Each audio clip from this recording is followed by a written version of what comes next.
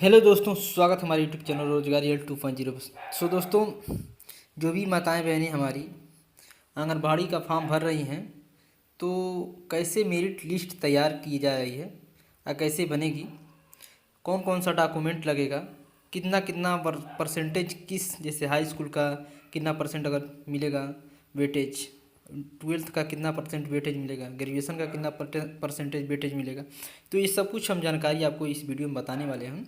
और किस तरह से ये मेरिट तैयार होनी है। तो जो भी हमारे चैनल पर नए होंगे तो चैनल को सब्सक्राइब करिएगा और वीडियो को लाइक करना ना भूलिएगा। अगर आप इस वीडियो को इंस्टाग्राम या फेसबुक पेज पर देख रहे हैं तो पेज को फॉलो जरूर करिएगा। तो वीडियो को शुरू करते हैं। तो सबसे पहले हम बताते हैं आपको टोटल सीट आपकी जो है इसमें 24,000 के, ये 27,000 के आसपास जो वैकेंसी आई हुई है ये। तो इसमें जो है आपकी योग्यता है जो 12वीं पास रहने वाली है इसकी।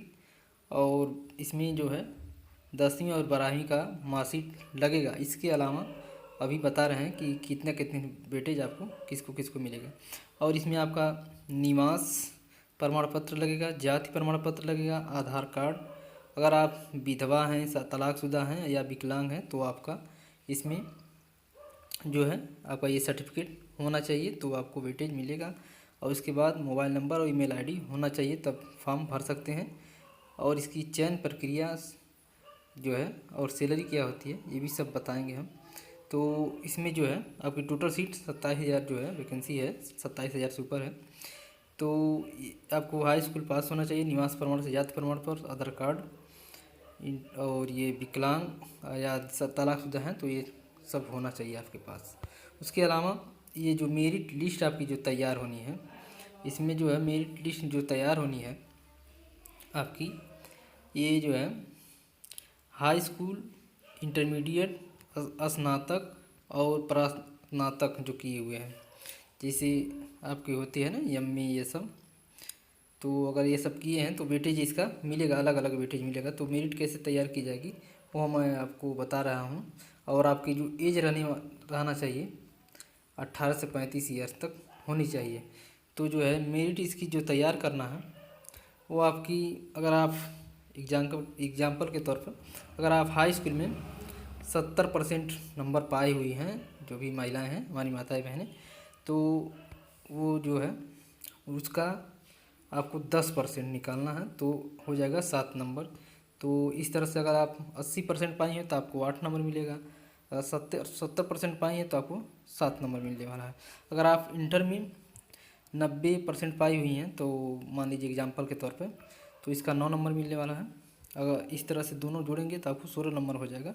अगर जब आप 70% और 90% पाई हुई हैं तो आपको दोनों 16% हो जाएगा।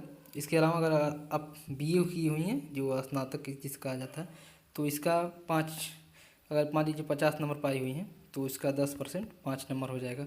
इसके अलावा अगर आप स्नातक की हुई हैं तो मान लीजिए उसमें अगर आप एम ए की हूँ तो उसमें अगर आप 50 या मान लीजिए 80% पाई हुई हैं तो उसका आपको 10% कितना 8 नंबर हो जाता है।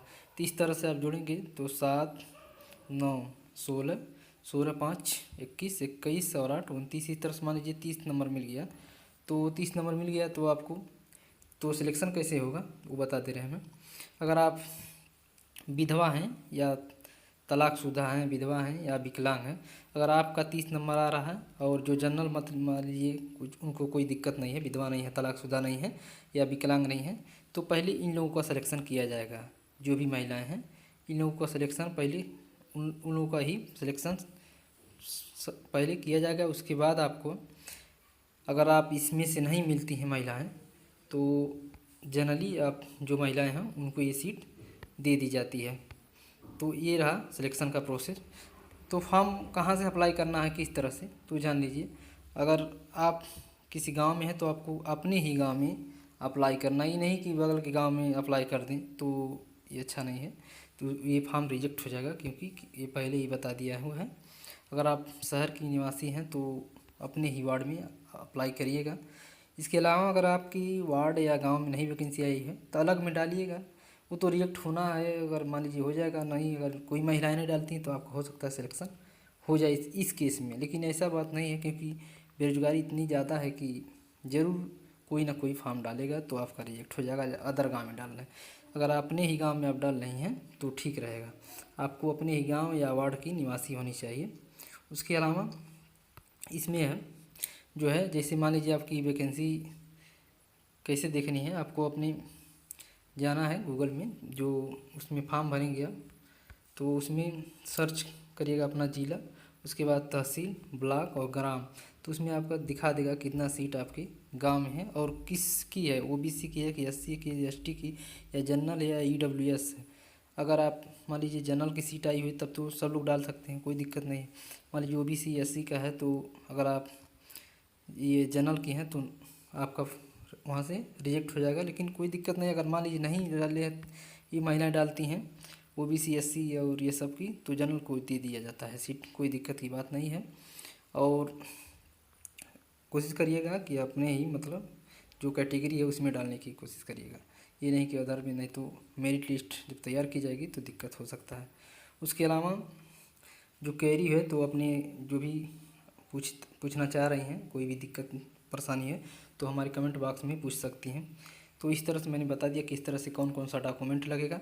आपको जात, निवास, आय लगेगा, और विकलांग सर्टिफिकेट या विधवा सर्टिफिकेट जो भी मतलब है तो वो रहना चाहिए आपके पास, तभी मिलेगा मेरिट में लाभ। और ये जो है किसकी डिग्री का कितना कितना, हर डिग्री का 10% आपको मिलने वाला है। जितना ज़्यादा डिग्री रहेगा आपको उतना ही चांस होगा सिलेक्शन का।